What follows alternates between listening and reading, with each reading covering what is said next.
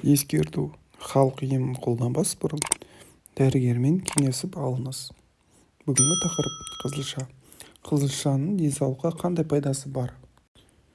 Қою қызыл көкөністері тағамдарыңыздың сәнін келтіріп қана қоймай, пайдалылығын арттыра түседі. Себебі қызылша өте пайдалы көкөніс. Қызылшаны сүйіп жейтін адамның жалпы портретіне назар салайық. Ол ақылды, себебі қызылшада йод көп. Ал онсыз есте сақтау қабілетінің жақсы, ой-өрісі мен зейіні жоғары болуы мүмкін емес. Беті алқызыл, себебі қызылша темірдің сіңуіне әсер етеді. Сондықтан қызылшаны ұнататын жандардың бет әлпетінің бозарғанын байқамайсыз. Ол төзімді. Қызылша адамның физикалық төзімділігін арттырады екен. Ғалымдар қызылша шырынының қан тамырларды кеңейтіп, қан тарауының күшейтетінін дәлелдеген. Демек, бұлшықеттерге ауа түсуін арттырады. Мамандар тәжірибе жүргізіп, жаттығу алдында 70 мг қызылша шырынын ішуге денеге түсер салмаққа төзімділікті 16%-ға ұлғайтатынын анықтаған. Ол адамның шашы қалың. Себебі қызылшаны сүйіп жейтін адамдардың шашы жылдам өсіп, қалыңдап, жылтырай түседі. Оған қызылша қабығының астында көп мөлшерде кездесетін В дәрумені ықпал етеді. Ол бұлшық етті. Қызылшада бұлшық ет массасын арттыруға көмектесетін магний мөлшері көп. Ол сымбатты. Қызылша құрамында зат алмасуын жылдамдатып, артық сұйықтықты шығарып, артық салмақтан арылуға себебін тигізетін ерекше заттар кездеседі. Қызылша қандай ауруларды жазуға көмектеседі. Біріншіден, қан қысымы. Зәр айдайтын әсеріне байланысты қызылша шырыны қан қысымын төмендетеді. Ал құрамында көп мөлшерде кездесетін кальций себепті қызылша жүрек ауруларынан зардап шегетін адамдардың ас мәзірінен табылуы тиіс. Екіншіден, іш қатуы. Қызылшадан жасалған тағамдарды іш жүргізетін құралдарға балама ретінде қолдануға болады. Бірақ қызылша шырынын пайдаланғанда абайлаңыз. Нәтижесі сіз күткеннен де артық болуы мүмкін. Бас жазу. Қою қызыл көкөніс бауыр қызметін жақсартып, оны улы заттардан қорғап, организмнен зиянды заттарды шығарады. Асқазандағы ауырлық. Әсіресе ол жаншылған шошқа ретіне байланысты. Қызылша ақуыздар мен майлардың қорытылуына көмектеседі. Тұмау. Қызылша қабынуға қарсы әсерге ие. Сондықтан бұл көкөністің шырынын тұмау тигенде мұрынға тамызады. Сонымен қатар баспа, көмейдің қабынуы, жұтқыншақ қабынуы орын алғанда тамақтың шаю үшін қолданады. Тағы да айта кететін жайт: қызылшаның адам денсаулығына пайдасы. Қызылша дәрумендерге бай, өте пайдалы көкөніс. Құрамындағы бетаин артық салмақтан арылуға көмектеседі. Қызылшаны шикілей де пісіріп те жеуге болады. Ал шырыны бір емес бірнеше дертке дауа. Тұмау, суық тию ауруларынан емдейді. Қызылша ағзадағы қабыну процестерін тоқтатады. Тамақ ауруында қызылша шырыны ем болады. Тамақ қызарып, жөтел асқынғанда қызылша шырынымен тамақты шаю керек. Мұрын бітеліп, гайморит мазалағанда қызылша шырынын 5-6 тамшы тамызады. Қызылша қанды көбейтеді.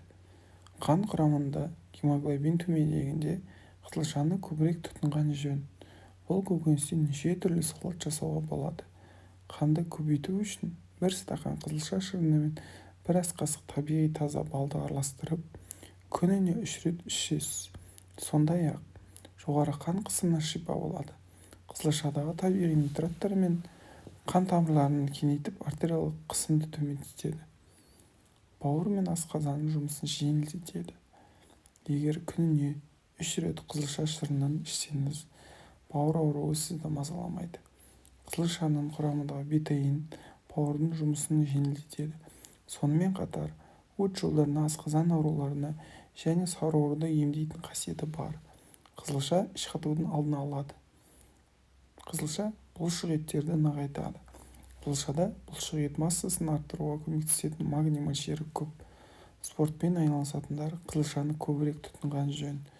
Қызылша шырыны ауырсынып тұрған бұлшық етті қалпына келтіреді, төзімділікті арттырады. Қызылша көкөнісі токсиндерді шығарады. Қызылшада пектин көп. олар адам ағзасын радиация мен ауыр металдардан қорғайды, холестериндерді шығарады, адам терісі тазарып сұлулығы арта түседі, ағза шлактардан арылып сауыға түседі, адам жасушаларын жаңарады. Бұл өз кезегінде онкологиялық аурулардың алдын алады екен. Қызылша мына жеті ауру мазалағанда қызылша шырынын ішкеніңіз жөн болады. Қызылша шырынының емдік қасиеті орасан, ал дайындау 5-ақ минутты қажет етеді.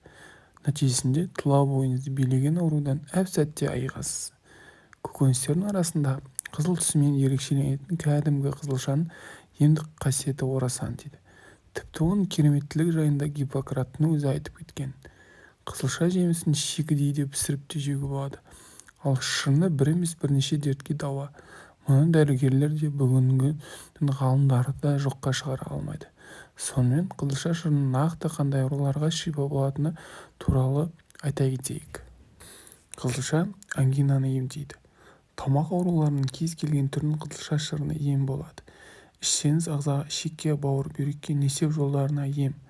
Тамақ ауырып жөтел асқынғанда еш ойланбай қызылшаның шырынымен тамағыңызды шаясыз. Ал мұрын бітеліп, гайморит мазалағанда қызылша шырынынан 5-6 тамшы тамызасыз. Бұл ем 3 рет қабылдаған соң-ақ керемет нәтиже береді. Ал баспаны емдеу үшін 1 дана шикі қызылшаны қабығынан тазартып үккіштен өткізесіз. 1 стақан езілген қызылшаға 1 ас қасық алма сірке суын араластырып тұндырып қойыңыз. Шамамен 30-40 минуттан соң тұнбаны қабатталған дәкенің көмегімен сығып алыңыз. Дайын болған шырынның 1 ас қасығын ішіп, қалғанымен тамағыңызды шайыңыз. Қызылша қанды көбейтеді. Қан аздық кезінде де ең керемет ем болатын қызылша шырынының екенін ұмытпаңыз. Қанды көбейту үшін 1 стакан қызылша шырыны мен 1 ас қасық табиғи таза балды араластырылып күніне 3-4 рет қабылдайсыз. Егер қызылшаға сәбіз бен қара тұрыптың шырынын араластырып ішсеңіз, онда қаныңыздың көбейіп, теріңіз тегістеліп, бетіңіз жылтырап шыға келеді, әрі қуатыңыз да артады. Қызылша шырыны миды жасартады. Жас ұлғайған сайын адамның миы шаршап, өзінің жұмысын қалыпты жүргізе алмайды екен. Осы кезде есте сақтау қабілетінің нашарлауы, ұмытшақтық секілді жайсыздықтар пайда болады. Ал мұның алдын алғыңыз келсе, қызылша шырынының көмегіне жүгініңіз. Егер күніне 1 стақан балғын дайындалған қызылша шырынын ішсеңіз, онда ми жасарып, жұмысы жақсарады. Әсіресе қан қысымы тұрақсыз жандарға таптырмайтын ем көрінеді. 1 стақан қызылша шырыны қан қысымын қалыпты ұстап, көңіл күйді көтереді. Егер біз ұсынған емді үзбей қабылдасаңыз, оның нәтижесін 6 айдың ішінде анық байқайсыз. Қызылша шырыны бауырдың жұмысын жеңілдетеді. Егер күніне 3 рет қызылша шырынын ішсеңіз, бауыр ауруынан біржолата құтыласыз. Ал қалай ішу керектігіне назар салыңыз. Ем үшін күніне 1-3 стақан қызылша шырынын ішесіз. Оған қоса 100 грамм шикі қызылшаны үккіштен өткізіп жейсіз. Қызылшаның құрамындағы бетаин заты бауырдың жұмысын жеңілдетеді. Сонымен қатар өт жолдарына, асқазан ауруларына және сары ауруға керемет ем болады. Қызылша шырыны бұлшықетті қалпына келтіреді. Қызылша шырынының бұлшықеттің ауруын басады әрі тайтады. Спортпен айналысатындарға күніне кем дегенде 200 грамм балғын қызылша шырынын ішуге кеңес береміз. Физикалық жаттығу, үздіксіз қозғалыс, ауыр зат бұлшықетке салмақ салады. Ал оны қайта қалпына келтіретін бірден-бір ем қызылша шырыны. Қызылша шырыны онкологиялық аурулардың алдын алады. Егер сізде онкологиялық аурулардың белгілері біліне бастаса, дереу қызылша шырынын ем ретінде қабылдауды әдетке айналдырыңыз. 7 күн үзбей ішіп, қайта-қайта тексеруден өтіңіз. Міне ғажап. Өз көзіңізге өзіңіз сенбейсіз. Өйткені қызылша шырыны сіздегі онкологиялық клеткаларды қалпына келтіріп, аурудың алдын алады. Қызылша шырыны шлактан тазалайды. Қызылша шырынының көмегімен ағзаны ол заттардан шлактан тазалауға болады. Ол үшін аш қарынға 1-2 ас қасық қызылшаның шырынын ем ретінде қабылдаңыз. Арада 3 күн өтісімен-ақ кіші дәретінің түсі өзгеріп, бауыр мен ішектің жұмысы жақсарады. Нәтижесінде теріңіз жасарып, ағзаңыз шлактан тазарады. Ендеше жанымыздың да тәніміздің де саулығына аса мән берейік. Алла тағала баршамыздың жанымызға қуат, денімізге саулық нәсіп етсін. Біздің арнамызға жазылып, достарыңызға таратыңыздар.